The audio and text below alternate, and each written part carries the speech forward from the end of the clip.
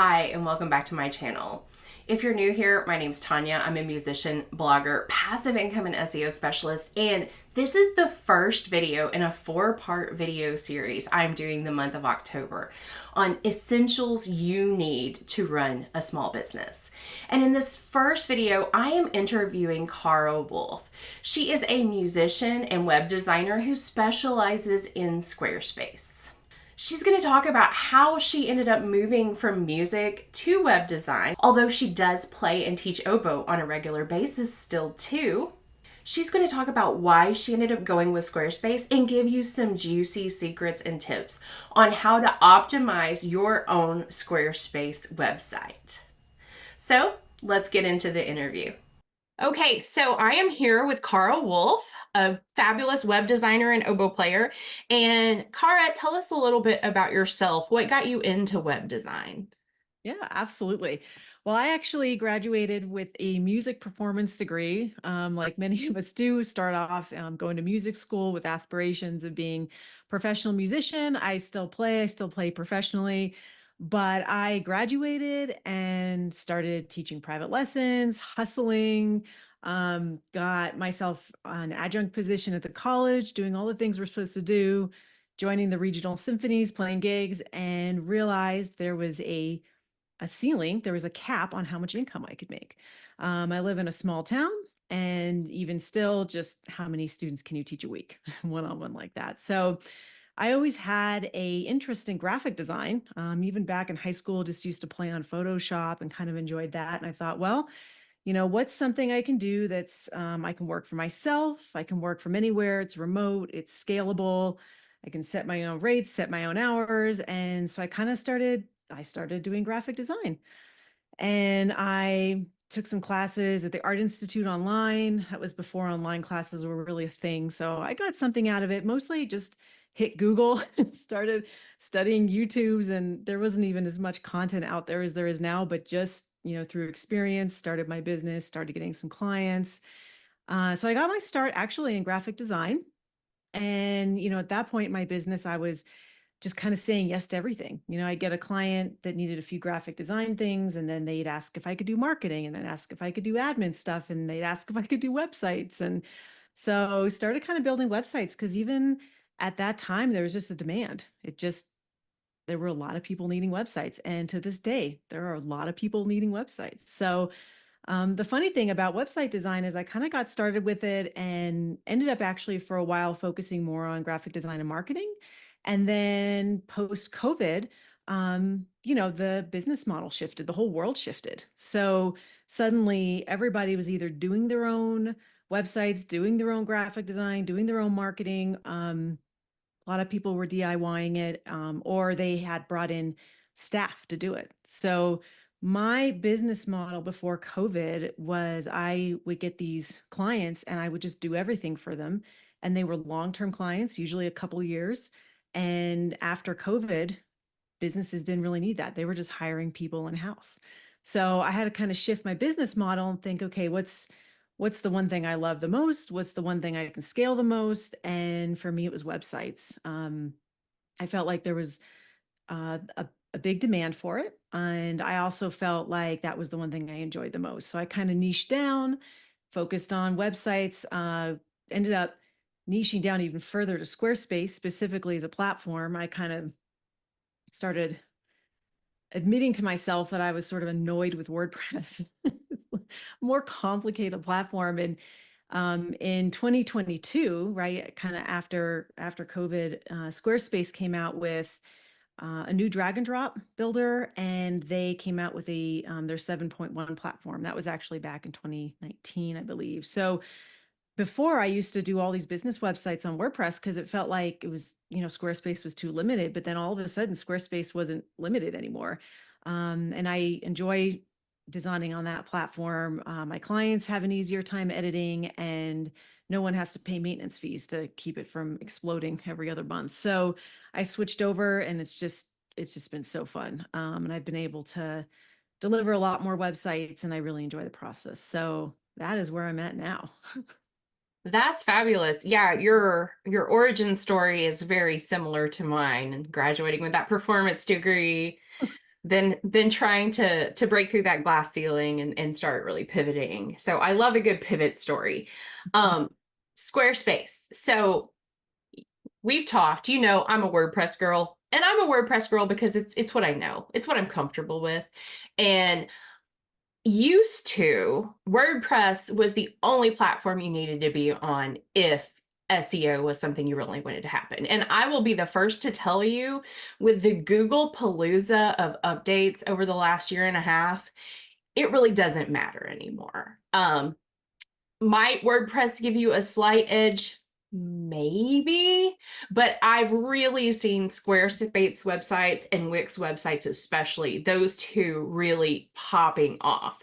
So I know that you talked about Squarespace and that's what you specialize in, and you hit a little bit on why. So, why specifically Squarespace? Because I'm sure you'll still do stuff in WordPress if people need you to, but why specifically Squarespace?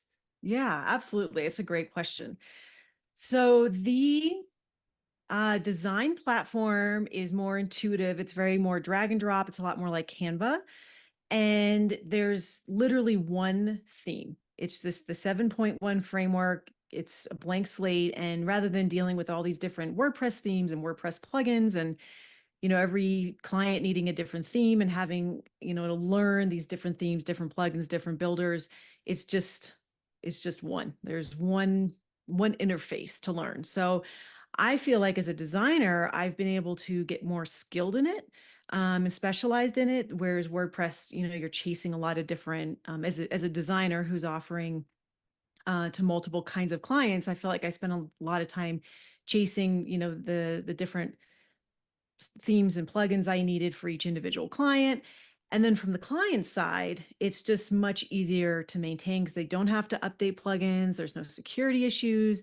And just the interface itself is a little bit lower learning curve for clients that are, learning. Because I mean, you can update your WordPress website without any code, but I just feel like those WordPress plugins and those theme builders they just have a higher learning curve. So in terms of SEO and why I have shifted to Squarespace as my platform for choice for SEO. So Squarespace did initially get a bad rap for SEO. And part of that is because in the early days, which probably wasn't that long ago, but several years ago, they didn't even have a place to put, metadata like site title and description and all that. So they pretty quickly rectified that. So you can do all that stuff's built in now, like what we do with Yoast on WordPress. So, optimizing those SEO titles, site descriptions, page descriptions, all that kind of stuff, alt tags. So they have all that built in. So that definitely kind of gave everybody an edge there. Now, in terms of Squarespace SEO and how it compares to WordPress, they are getting much closer. And what I've found is, like you said, I mean, from a platform standpoint, like Google doesn't care what platform you use, which is great. That gives us flexibility. But some of the areas where I think Squarespace is lacking and people get concerned about SEO, I haven't found it to be an issue, but there are some differences. And one of that is just overall performance speed. So if you put a Squarespace website into like Google page speed and a WordPress, like a well-optimized WordPress website, Squarespace probably in the performance bubble is going to do a little worse. And that's just, their built-in whatever software, I guess, or whatever they do that we don't have control over, underperforms slightly. But as you know, that's only one piece of that pie. There's so many things, so many ranking factors that go into it. So as long as you're doing all the other ranking factors, I haven't found those types of things to be an issue. Other areas where it's different, I'd say WordPress, you have a little more control over the minute things such as, alt tags in certain areas in Squarespace you can't get to, like all the images you can do alt tags, but there's certain blocks where you can't do that.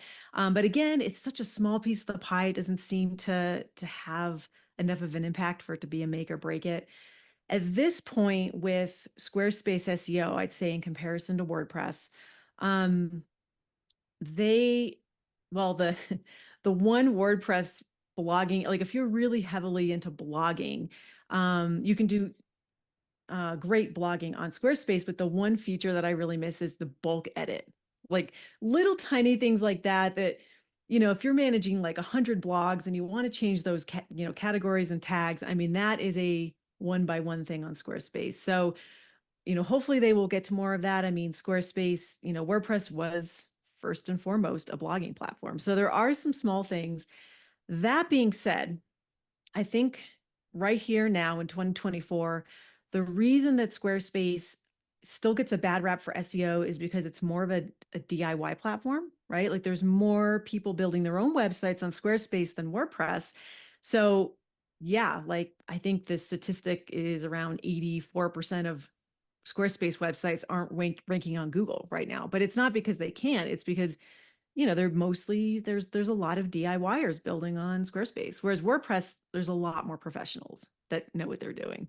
So, when what I can say is that I switched. I had both my websites were on WordPress, my personal website, my business one, and my music one, for years. I started off that way. They were on WordPress for 10 years, and in this last year, I went ahead and moved both of them over, and they are both ranking better than they ever have. And I've been able to get on the first position in the first page of certain keywords. I mean, it can be done. Definitely. Excellent. Yeah. No, I'm 100% with you there. You're right. I know so many people who have DIY'd their websites with Squarespace. And I've even been on podcasts before where I'm talking about SEO and they're like, hold on, wait a minute. So when I get on to Squarespace, I hit that button that says SEO, right? That's all I have to do. And I'm like, no, that's not it. So you're right. I think it's important to educate ourselves on how we need to rank because you can have the best website in the world, but if nobody ever finds it, it's not going to help you out. Mhm. So you are 100% correct there. Now I want to go back real quick to you said the page load time. I know the magic number that I was taught when I first started learning SEO was 2 seconds. Your page had to let load in less than 2 seconds. How close to 2 seconds is the Squarespace load time?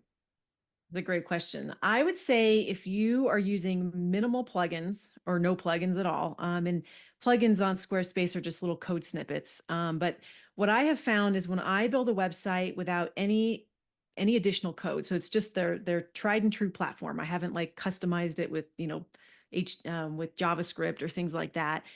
And if all the images are truly optimized, I have been able to get under that 2 second speed load time. However, most of the websites I build, I am off, especially with business sites, I am usually putting in a little bit of plugins, which means there's some JavaScript and some other stuff in there.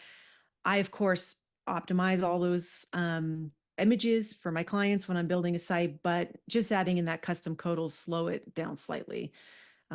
So yeah, it just depends on how much code you're using. And I think the number one thing that gets people on Squarespace, like it, DIYers, is they just don't compress their images enough. And that seems to be the big thing. If every single Squarespace user compressed their images and could get that page down under 5 MB or even less, I think the overall performance speed would go way up. So it's not bad, even if you are using custom plugins, but those do slow them down a little bit.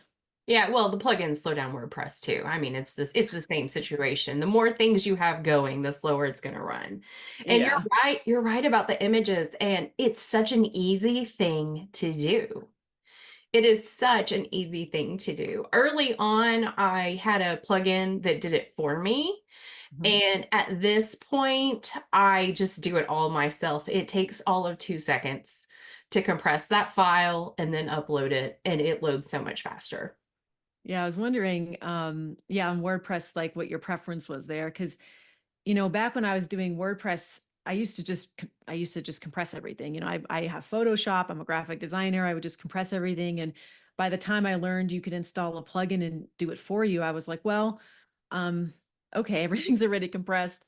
That being said, I have seen some of my colleagues in the Squarespace community messing around with redirecting, to like a CDN server, and like, to kind of speed things up. And I think they've had some luck with that. It was too technical for my brain, but I know that there's people out there messing around with that. And I think there's enough people complaining about it. I'm confident Squarespace will improve it over time. But so far, if you are careful about the number of plugins and you've got all your images optimized, the sites are fast enough to load on Google. I don't think it's enough to affect anything. Excellent. So now I have a question for you about Squarespace because I don't know anything about it really. Um, when it comes to Squarespace, does Squarespace host your website or is it hosted on a separate platform? Do you get your own host? Is such a good question. And it's a question I get a lot. So Squarespace is privately owned. It's not open source software like WordPress. So the all websites are hosted through Squarespace. So on the one hand, it's great because you don't have to be searching for hosts. It's completely secure. There's no open software and security issues. But on the other hand, if you are a former WordPress user and have gotten, used to having your own hosting, there is no option for that. Like if you want a Squarespace website, it's hosted through Squarespace. So I assume they back up all their servers. It's not like WordPress where you have to have like a backup of your site. It's just there. You can create a duplicate of it. So unless all of Squarespace goes down, which I'm sure they have backup servers for all that, you're safe.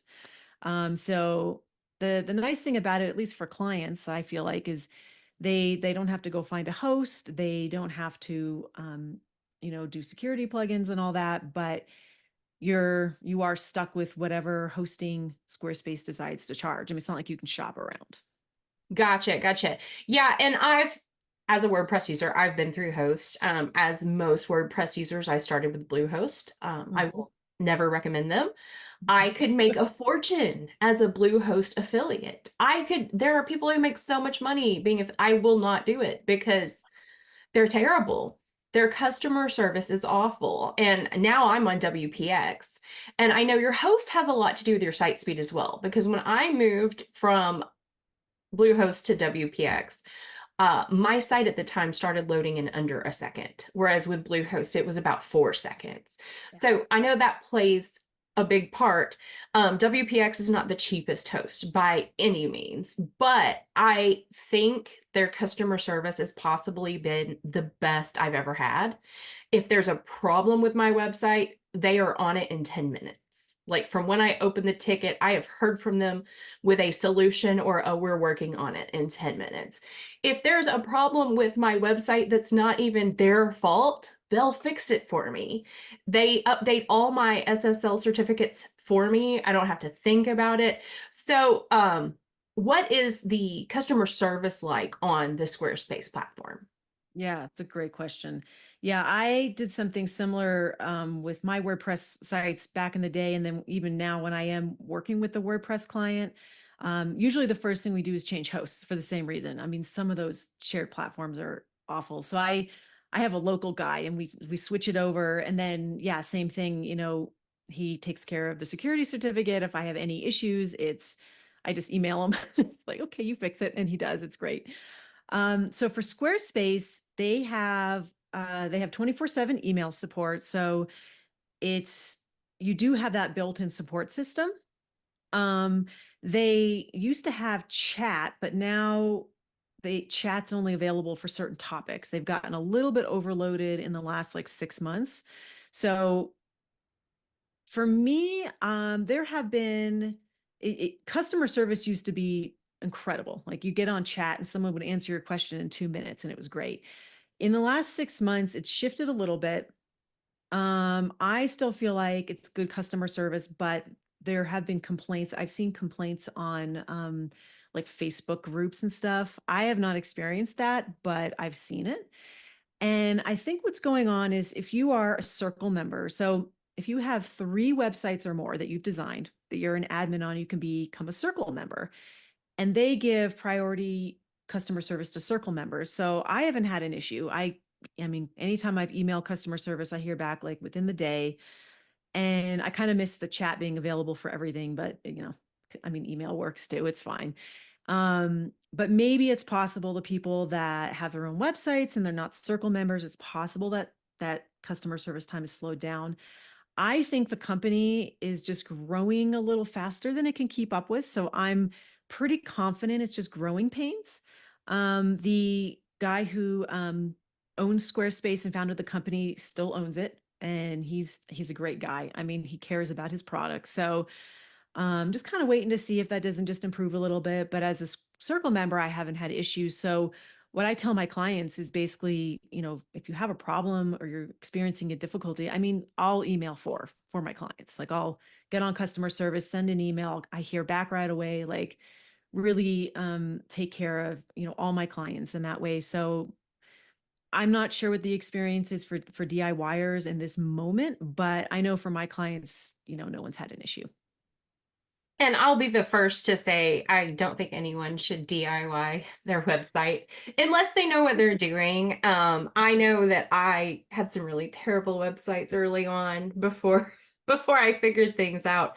And Squarespace does make it so easy, but what so many people don't understand is they've done it, but they're not ranking and they don't understand why. Yeah. And it's so important that you have to understand exactly what it is you do to rank. Yeah. So now let me ask you this. I know that I have my personal opinions about it, but what do you think that someone with a service-based business versus someone with a product-based business needs to do differently to rank? Or do they need to do anything differently? Yeah. You mean regardless of the platform, just like in general? Regardless of the platform, Yeah. anything in general, because really with Google's, I'll call it Google's unhelpful content update, which their August update really rectified a lot of the damage they did. And people are finally started to seeing their websites. But when search engine journal loses 50% of its traffic, something is wrong. And for the people watching this, this may be way over their head. But user experience is so important with Google now, so much more important than it was. So at this point, regardless of platform, because I think personally, regardless of platform, you need to be doing the same thing to rank. Yes. So what are your opinions on this? Yes, exactly. So yeah, it's definitely a little different from a product-based service to a service-based service, or product-based business to a service-based business. So service-based businesses, the one thing that I think is the most critical to focus on are your service pages, right? So you have your service pages, you want to optimize them for keywords that people are searching in relation to those services. You want to be linking your blogs back to those services. It all comes back to those service pages. And, maybe your homepage is your only service page, but most people have a couple service pages. So, that's kind of that internal structure. Whereas a product-based business, an e-commerce business, the structure is different because, everything is going to that product page. And then of course there's a whole different SEO side of things for those individual products, right? Suddenly you have to optimize every single one of these individual products. And I think depending on what platform on you can get a little bit more into it. I think this is one area where WordPress maybe has a little bit of an advantage because you can get into all that product schema and everything, and you don't have as much control over that. And for the listeners, schema is just a fancy code thing you can do to make Google understand it better. It's not, you know, necessarily required, but I mean, Squarespace has individual SEO settings for every product, so you can optimize, on either platform, but yeah, this like there's that internal site structure that you're trying to get Google to understand is different depending on if you're service based or product based. So I'm curious to hear your thoughts. That's just like my overall high level thought on that. No, I agree with you. I think there are a few things you have to do different because you, with the product-based business, you are trying to get your specific products to rank. Whereas I think it's a lot easier with a service-based business. You have a blog, you take that blog, you get people to your website through that blog, and then send them to your services through that blog post. And you can do the same thing with products, but it gets a little trickier that way. Um, and with the product-based business, having all of your product descriptions optimized for the keywords you want to rank for without having duplicate content Yeah. is what's difficult. I actually this was like a this was a loaded question because I literally the training I did in my SEO membership this month was specifically on product descriptions and Yeah. SEO optimizing them. But honestly, I think it's so much easier than it used to be just because of AI. I Yeah. think I think AI has really changed the game. I know there are a lot of old school bloggers out there that are anti-AI, but the majority of successful bloggers and web owners now have fully embraced AI and are using it for all the advantages it can take. Yeah. Yeah. Well, we're at the point now where if you're not using AI, your competition is.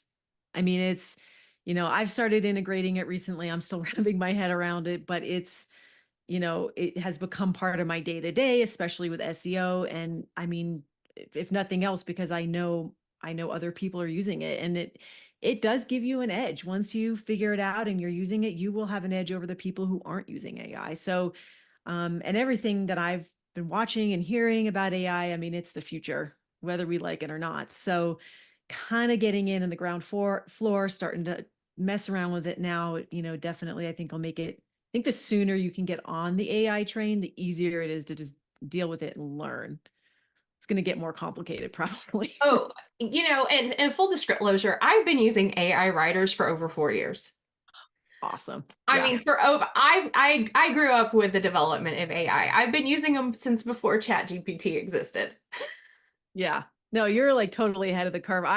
I've been putting it off because it's like, oh, chat G, like it just, it's like, okay, I need to do this. I need to work on this. This is going to be coming up. I want to be on the front end of this. And, yeah, I mean, all of a sudden a year has gone by and okay, now I need to do it.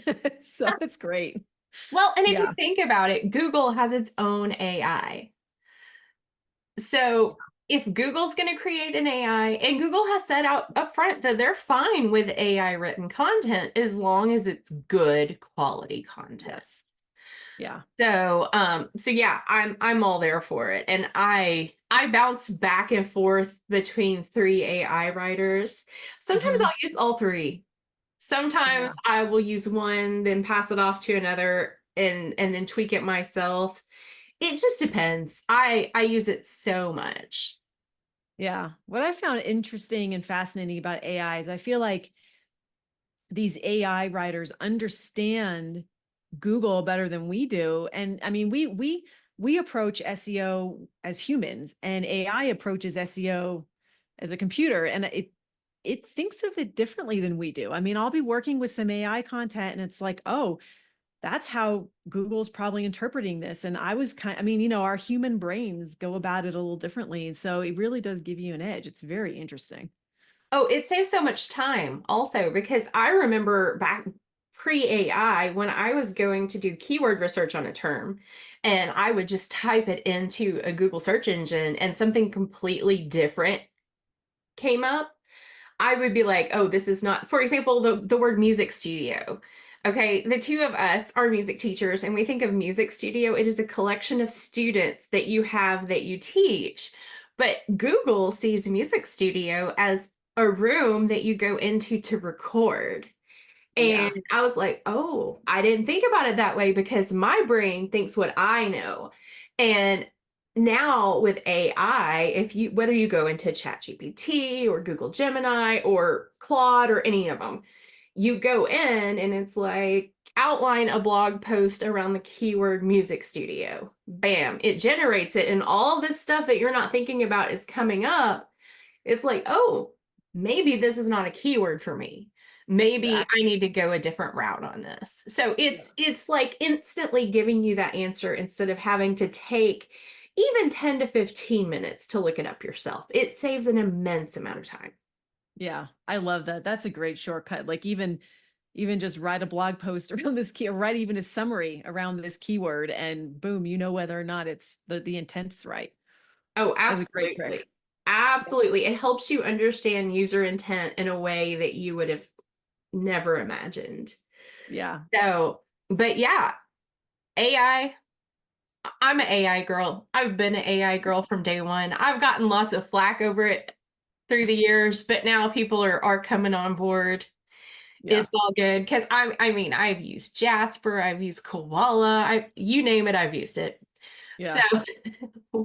we're rounding it out now. So any other hot tips you have just around Squarespace in general? Because I think that's the direction I'm going to go with this video is just like hitting on Squarespace because that's what we've talked about mostly. Yeah, absolutely. Yeah. Yeah, I think, Squarespace as a general platform, if I mean, for anyone that wants to DIY it, I mean, like you said, we don't recommend that per se, but if you do, I think it's a safer bet just because you're not going to get hacked or have plugin issues or broken sites or anything like that, or end up, on Bluehost and end up with a super slow site. So, I just feel like there's a lot less that can go wrong if you DIY it.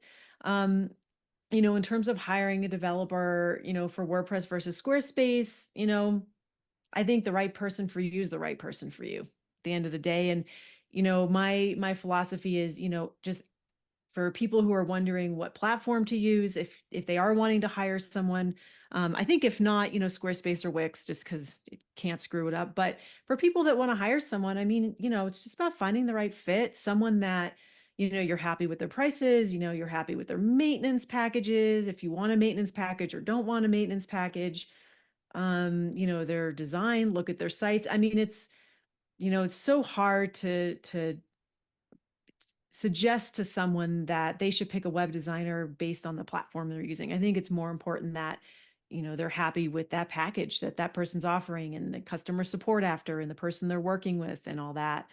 I have found that my clients, more of them can maintain their own Squarespace websites after.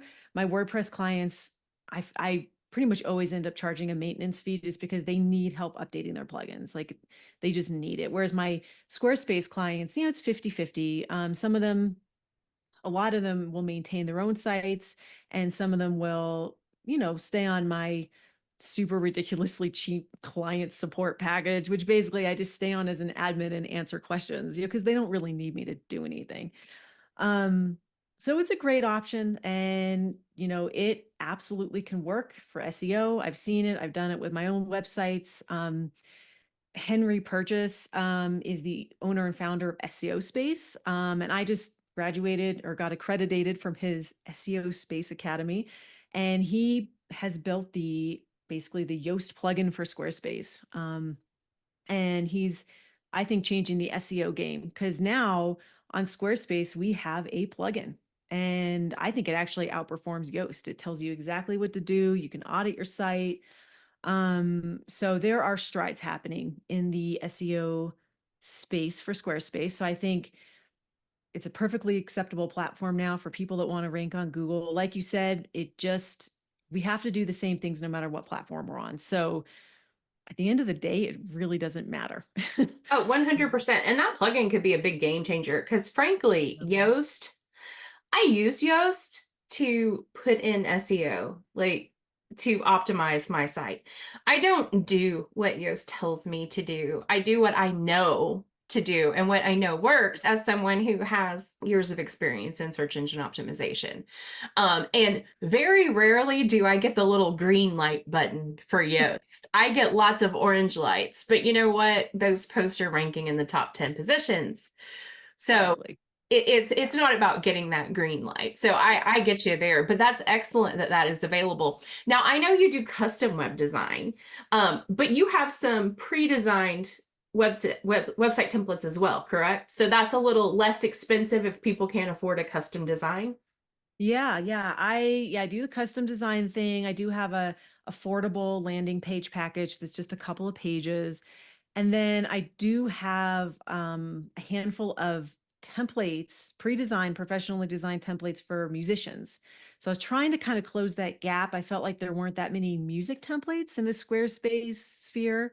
So I was trying to provide a few more because the ones that are available for free on the Squarespace library are, I mean, they're okay, and there's not that many of them. So, I do have those pre-designed templates for musicians, and then I have my custom package, and I have, at the time of recording this video, I have um, a pretty affordable one that's like a 4 to 6 page site, and then a more standard site, business site that's like 10 pages or more. So, there's options. And I've had some people that just DIY it. Not that, again, not that we're trying to suggest that, but I've had some people that come to me and I will install a template for them. They get 6 months for free. 6 month trial period, 20% off hosting for the first year, free domain for the first year. And they go in, they build it themselves. Some of them launch themselves and they're good to go. And some of them come to me and say, Khara, can we do a couple hours? I need help launching. I got stuck on this and that.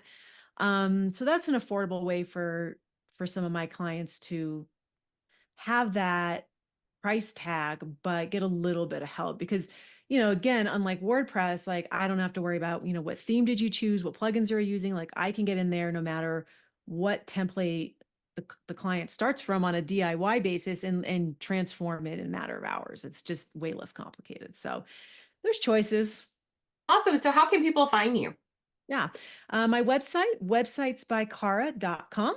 And I'm also on Facebook, Pinterest, YouTube, and Instagram at Websites by Khara is my handle. And then LinkedIn's just my name, Khara Wolf. So Awesome. And I will put that all in the video description for anybody who wants to come find you because Khara's great. I've seen her work. She knows what she's doing. We've talked SEO before. So I highly recommend her. Anybody who's looking for Squarespace. I know I get a lot of questions. Can you just build my website for me? And the answer is a vehement no, I don't do that. Um, I build my websites. I don't build anybody else's websites. I don't have time. So I tend to send people over to Khara anyway, especially if Squarespace is what they've been dealing with in the first place.